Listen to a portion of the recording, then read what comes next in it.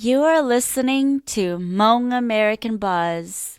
I remember growing up, like my parents, they weren't really too all supportive of being artists and everything, because they're just, like typical Asian parents. They just want you to have like a good financial life and everything, and they didn't see anything in art or anything. So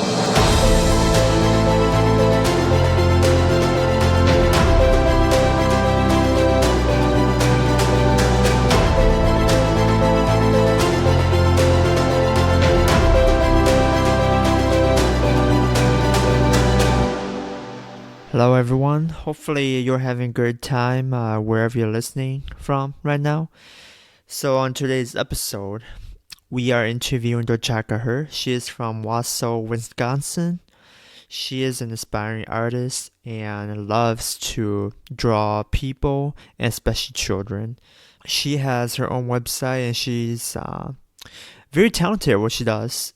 She also interviews other artists within the Hmong community, which is, in my opinion, I thought it was very thoughtful of her because if you're not an artist, you don't know too many Hmong artists different communities, so it's pretty good of her to do that.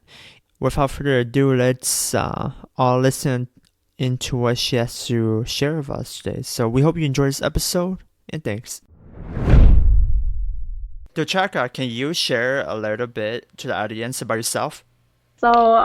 I guess I consider myself illustrator and cartoonist. I've always been drawing since I was a kid, and I went to the University of Wisconsin Stout and got a degree in comics and everything. That's pretty much what I do nowadays, just do children's illustration and trying to work on my own comics and stuff. So, yeah. So, why did you want to be an artist, illustrator, cartoonist? Yeah, so I guess when I was little, I got exposed to like anime and manga and all that good stuff.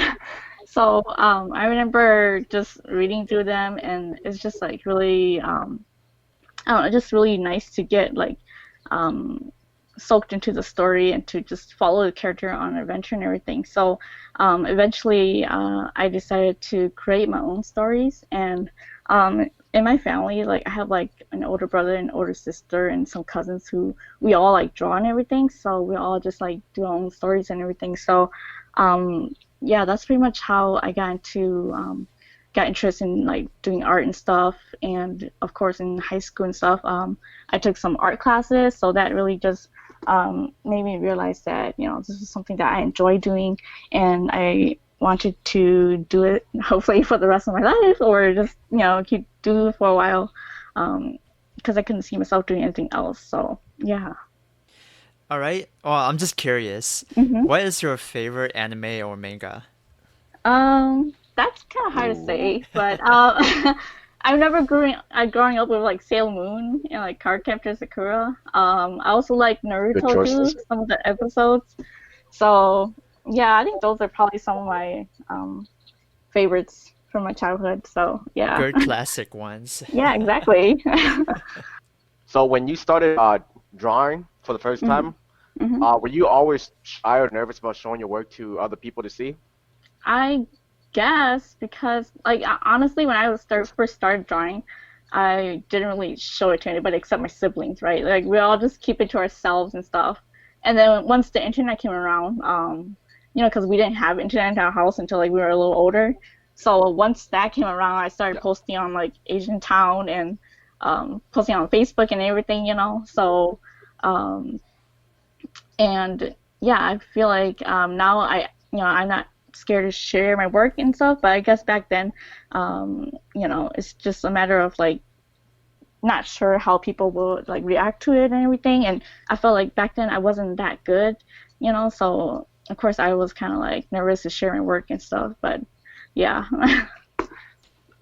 Yeah, that's common. A lot of people they get nervous because you don't want to get that bad reaction. It's like, what if someone says, "Oh, yeah, this isn't any good," or so and Right. so. Yeah. Definitely. So earlier you mentioned that that's something. This is something that you mainly do. Do you do anything else on the side job or anything like that? Yeah, I actually have a day job where I work at a print shop. So it's just like a part-time job. And then once I get done with that, I come home and I also have like kids too, so of course I have to attend to them and everything. And then if I can fit in like an hour or so, sometimes I would like, work on my projects that I have to do for other people, or, just do some like research or just reading and just stuff like that. So yeah, it's definitely like something like right now I feel like I don't have that much time, but I think once like Yes. my kids grow up more and stuff, I'll probably have more time to get back into hopefully doing it more seriously and having more time for it. Go ahead. So when you mean projects for other people, there are other people will request for you to draw something for them? Hmm. Okay. Yeah. Yep. So you do a lot of freelance work then. Um, I have like two major projects that I'm working on right now, so um, it's not like I don't have a lot right now because I can't really manage a lot. So I just have two major ones Yeah. right now that are pretty good. So I've just been working with them and stuff on it. So yeah.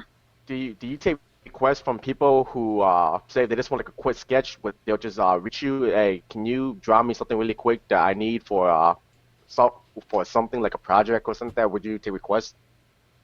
Currently I don't take any kind of requests for those because like I said, like with my two projects I'm working on right now, it's already kind of like my schedule's kind of full already, and I just haven't been open to any like requests or commissions like that. So yeah, unfortunately, Okay.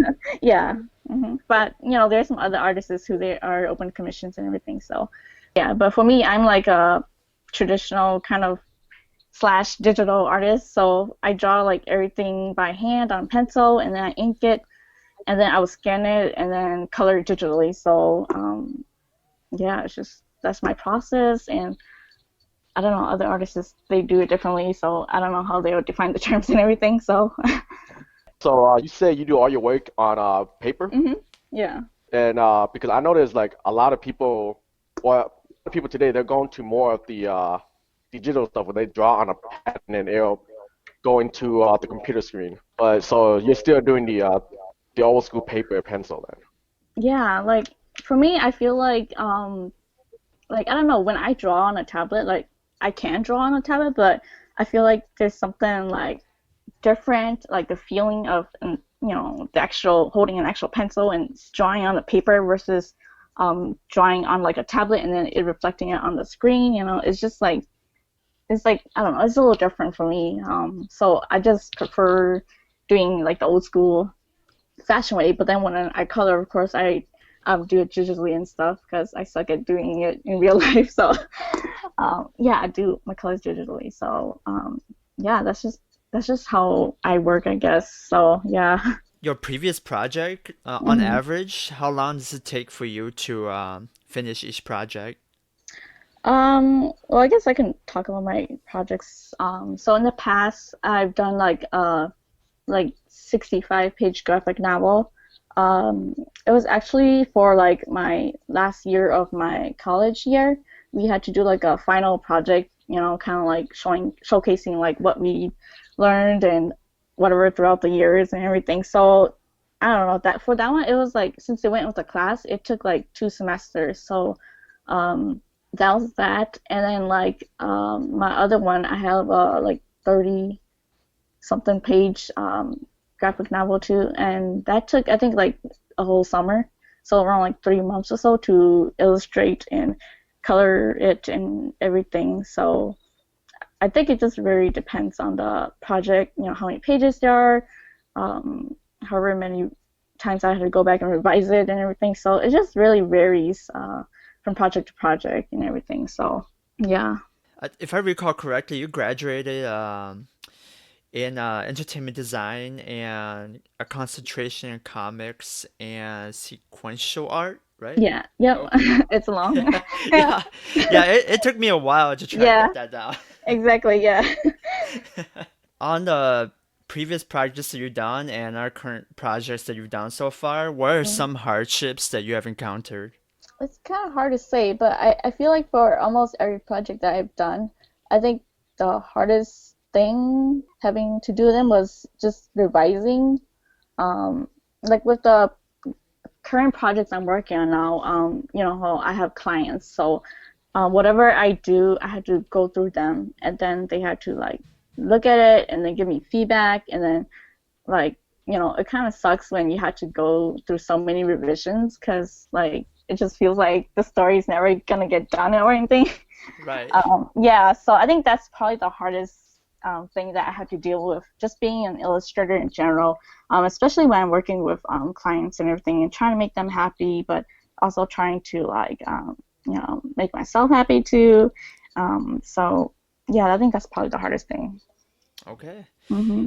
So on the opposite end of hardship, what is the best thing that you like about what you do?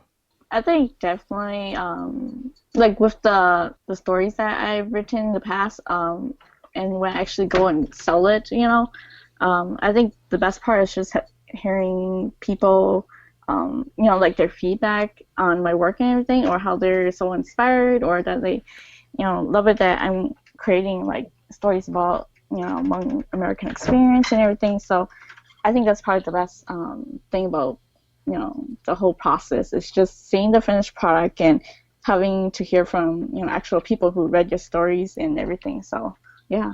All right, so going back to all your drawing your art, from my understanding, every artist they have things that they like to draw. So are you more drawing human beings, drawing backgrounds, drawing cars? What do you like to do the most?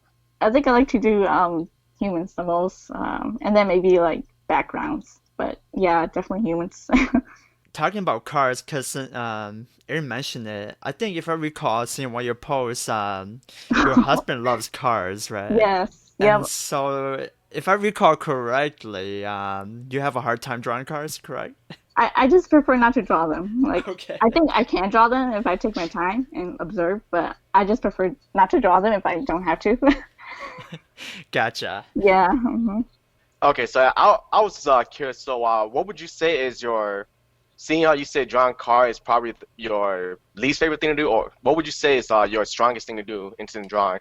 Like I understand every artist has like something they're really good at doing, and then something that they're not Right. like confident to do or not that good at. I like drawing like little kids more though, like especially girls, and I like making them cute and everything. So I think that's probably my strong point. Looking at some of your graphic novels, books, and just like picture books in general, it seems like you relate a lot of your drawings to the Hmong culture, from what I'm Oh yeah. seeing.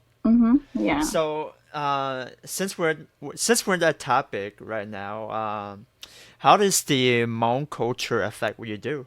I feel like, because growing up, I feel like I didn't really see any kind of, like books or like picture books or any kind of stories that featured like the Hmong culture or just like Hmong Americans, in general. So I feel like at one point in my like life, I think it was when I was in college, I realized that, hey, maybe I should start incorporating like aspects of my culture into my works and everything because I feel like it can definitely benefit like people who are like me who are looking for, like representation like out there or just feeling looking for something that they can relate to. So that's what I've been trying to do with my work, trying to incorporate like people wearing monk clothes or like my story just talking about Hmong American experiences and what it's like growing up with like two cultures or two languages and everything. So yeah, I think that's what triggered me to try to put like more Hmong stuff into my work and everything because I feel like I wasn't seeing much of it out there. So yeah. For all the books that you worked on, do you just do the picture or do you also write the story itself? For the picture books, those were actually written by a different lady. So I did two picture books for her, The Greedy Couple and um, this one about Hmong family. I forgot what the title is called. It's too long. The Family That I Love. Yeah, that's what it's called. Yeah. So for those, she wrote it and she hired me to do the illustrations for it and everything. But for my graphic novels, those were both written and drawn by me. So yeah. How do you find other writers? I actually found her through Facebook. I was part of one of the Facebook groups, and she had posted that she shared one of her first books that she did, which is like, I forgot, The Forbidden Treasure, illustrated by Kali Tao. And so I saw that, and then I messaged her personally. I was like, "Hey, I'm an illustrator. If you ever looking for someone to illustrate, one of your books, I'd be interested in working with you." And so she kept me in mind, and by the time you know it, she asked me if I wanted to, illustrate a book for her and everything. So I was like, "Okay, yeah, great." So we just, pretty much, worked together and stuff, and that's how the book came about and everything. So I think that's one of the ways I, get work and everything. It's just through social media, which is really funny. But it's like people always posting up like job opportunities or just opportunities in general, and it's just really up to you if you want to like take it or like um, contact a person and everything. So yeah. No, you're right, because you think social media is pretty funny to find other people in there, but it's actually Y- like one of the top things to find people in it. Yeah, exactly. Yeah. Like you think that networking outside, which is a big thing too, but Yes, then yes. like going out and networking also Yeah. works, but most of the time you find most of your people through like social media in general. Right. Yeah, which is really nice in a way too. So when you're doing the illustration for someone else's book, do hmm they usually give you a lot of freedom to just do whatever you want, or do you constantly have to check back and forth and see if they like this or not? I think it's pretty flexible. Like with the books that I illustrated, the Hmong ones I illustrated, um, when she was looking at my portfolio, um, and she had like a certain style that she had envisioned for her story. So she was looking through my portfolio, and she's like, "Hey, I want like the artworks to look like this certain illustration that I have drawn," and so I had to work with like that certain style that I, have drew for that illustration and everything. But I would say like it's pretty flexible. Usually they like my art, I think, and they're just like pretty flexible, and there's like some revisions here and there maybe, but yeah, overall I think I get like the freedom to like plan out how the shots look and everything, and they'll just look at it and see if they like it or not. So yeah. All right, that's nice. And then to follow up on that, how long does it take you to do about one page?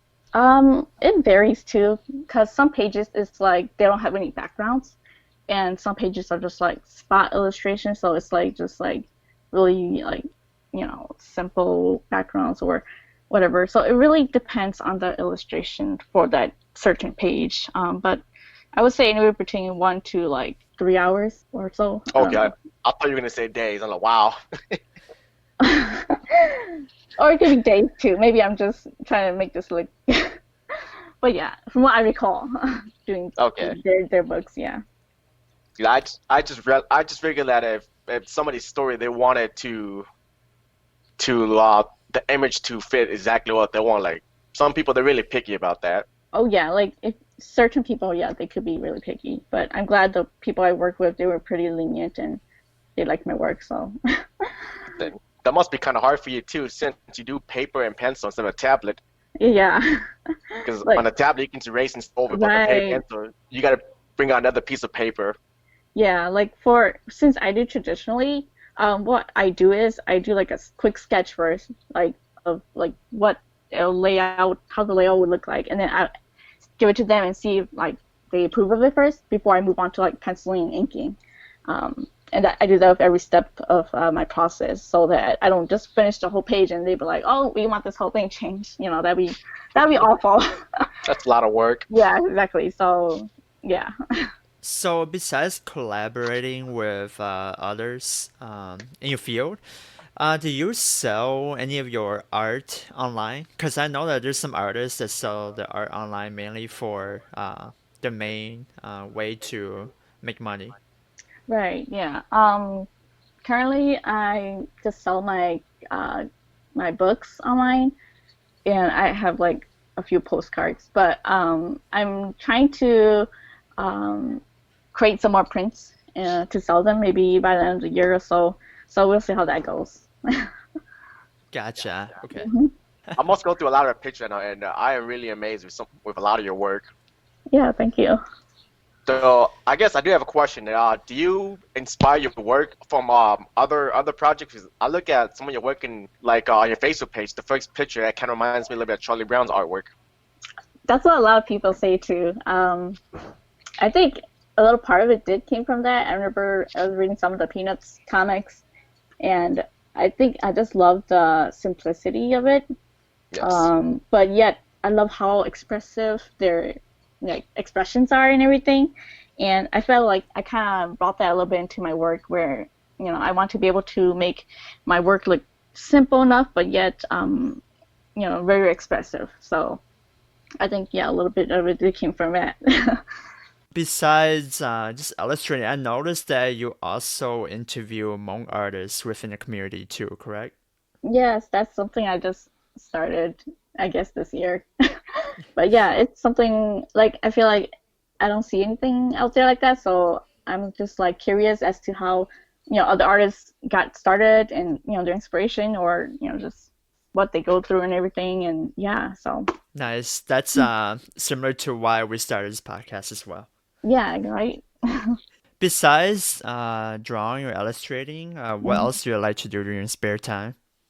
I like watching movies, a lot of Netflix. I like to read too, and just like, play with my kids and everything. So yeah, that's basically what I do. Speaking of Netflix, what's a show that you're currently watching that you really enjoy right now? Well, I haven't been watching any recently, but the most recent one I watched was the Stranger Things. Yeah. Yeah, I didn't watch season one or season two. My husband did, but like season three came out, and then we both watched it together, and I thought it was really good. So, yeah. Yeah, I like how the kids are like the main characters, you know? Right. Yeah. It's there's not too many movies out there that portray kids as the main protagonists in movies. And I Yeah. think Stranger Things really put them in a spotlight. Right. Yeah. Yeah. Dochaka, what advice would you give to someone who wants to be an aspiring artist like yourself? Um, I would say just start doing what you want to do. And don't try to let other people tell you no. I remember growing up, like my parents, they weren't really too all supportive of being artists and everything, because they're just, like typical Asian parents. They just want you to have like good financial life and everything, and they didn't see anything in art or anything. So, but don't let other try to like tell you that you can't do what you want to do. If you really, love it and want to do it, just keep going, and hopefully, you'll be able to do what you want to do. So, yeah. Perfect. No, I totally agree because when we're younger, our parents would tell us to, be a doctor or a Yeah. lawyer or some kind of high-paying job that, Yeah. is so tough to fulfill for us sometimes because if that's not what we're interested in, then Right. we just don't have the passion to do it and pursue Mhm. it. Yeah. Yeah. And yeah, I like how you're branching off and doing your own thing, your own interests because at the end of the day, if you're doing something that you don't like to do, Mhm. then Yeah, I mean, exactly. it doesn't matter how much you get paid. You're I don't know, right. it just doesn't work out that way, you know what I mean? Yeah. Mhm. So, Dorchaka, where do you see yourself 5 years from now? Oh man, that's a tough question. I hope I have like at least one book like officially published. Like I would like to do like a children's book or a graphic novel that's, officially published by a publisher. And just continue doing what I do and putting work out there. So yeah. So, when you mean publish, does hmm that mean that illustrating and writing, or just illustrating? it would be nice if I was able to like be in the illustrator and author. Like have a debut book come out, that'd be awesome. But if I'm just able to do like an illustration for someone else's book, that'd be awesome too. So. Oh, nice. Okay. hmm So earlier you mentioned Kaukalia. She's one of the more well-known writers, authors within our community. hmm Um, do you have any plans or have you connected with her at all? I have not connected her. I met her in person before, but um, yeah, I think she's such a brilliant writer. She's coming out with a children's book in October, I think. That's getting like published. So I forgot what it's called, A Map into the World.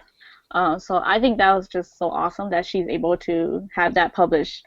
And I can call that she says she's gonna do more picture books that's gonna be published. So I think that's exciting. But yeah, it'd be awesome if I'm able to work with her one day, because I think she's a great writer, and she's such an excellent speaker. I hear her speak, and it really just touches me, and it's just really inspiring. So she's doing great things. Oh yeah, I definitely agree. hmm Do you ever see yourself working in a, I guess, a bigger company? Say, maybe not to the level of Disney, but something like Disney? I always thought that I would want to work there, but honestly, I don't think they have the kind of stories that I want to do. And like if you're working for them, you're pretty much working for them.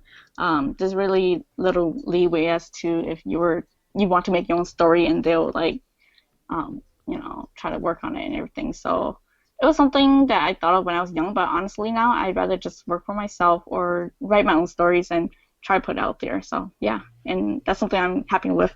Have you ever submitted any of your work to a competition? I mean, like, it depends what kind of competition you're talking about. Like, Like, I know some place, like some companies, they do like a submit your work to us, and then we will select which oh, one we like, and something right. like that. Yeah, I mean, I'm pretty sure, like, I want to, like, there's one for picture books and everything, like, I want to, but right now I just haven't had the time to, like, work on the project and submit it. Yeah. But, like, in the past, I've done some, like, little competitions for, like, submit your art and everything, so, yeah, but. That means that we are gonna advance to our famous lightning round. Yeah, it's cheesy, I know. You guys need like some kind of theme music for that lightning round part. I know. See, I was debating about that a while back, but then we'll see. We'll see how it goes. Yeah. I'm probably like gonna get some like lightning sound effect or something on that. Yeah. So, so question number one: where would you go for vacation spot and why? That's a hard one. I would probably try to go to Thailand just because my family, they have like relatives there, and it just seems like a pretty place to visit and reconnect with like your roots and everything. So that's probably where I will go. Nice, nice. I've never been before, but I've always wanted to try their night market and eat their food there. Oh, yeah, that too. Yeah. So, question number two: what is your favorite book that you have read so far? Ah, that's another hard one. But I would say one of my favorites probably like The Absolutely True Diary of a Part-Time Indian by Sherman Alexie. Um, yeah, that book it just really struck me, and it's just something that I can really relate to, and I feel like a lot of Hmong Americans can relate to as well. So Oh, I've yeah, never heard of that book before, so it definitely won a gonna check it out. Newbery medal, so it's pretty well respected book. Oh, So Oh um, yeah. okay. it's like a more of a middle grade book for younger kids, but it's just really he just write it really good. So Nice. Definitely gonna check that out. I got you. Okay. So, question number three. What is one thing that you cannot live without? my phone. I'm pretty sure that's what everyone's talking about now. Yeah. Solid. Everything's on there now, so yeah. Yeah, I think you're like the third or fourth guest that said that so far. So yes. Yeah, so Okay. Solid choice, though. We live in a world where we need a phone. Yeah, I agree. So, so to check out, where or how can people reach you? I am active on Facebook. I have my Facebook page, Duachaka Her. I also have a Twitter and Instagram handle is at Duachaka Her. So, yeah. All right. And we will also link her Facebook page and all the other links to our website at moreamericanbuzz.com as well. hmm And just a curious question before we end. How did you get your name, Duachaka? That's pretty unique. You have to ask my parents that. But honestly, what they told me is they said they wanted all their kids to have unique names because they were tired of seeing all these names that look alike. So from what they told me, I asked them what my name meant, and they were like, it means like sun ray or something. I don't know if that's even true, but that's what they told me. But a lot of the time, I just tell people to call me Dua because it's easier. Ah, okay, yeah, because earlier, I can me see that. and earlier, this is a funny story. So earlier, before the interview, me and Aaron were trying to pronounce her name. I got it. I mean, I got it in the first try, but then Aaron was struggling pretty hard. So Yeah, I mean, like it's like how you say it in Hmong is different too. Like Duachaka, that's just like the Americanized version of it. Yes. Like to say in Hmong is like Duachaka, and yeah, so it just sounds prettier, but it's just really so hard for people to pronounce, and they always butchered. So I'm just like, just call me Dua. Yeah, that's pretty simple. Easy enough. yeah. Yeah, thanks so much for allowing us the opportunity to interview you. Yeah, thank you for having me. I really enjoyed this. If you like this podcast, then please share this with your friends and family. Also, please visit our website, hmongamericanbuzz.com, for more details as well as links to our special guests. Last but not least, please subscribe to our podcast to get the latest episodes. Thanks for listening.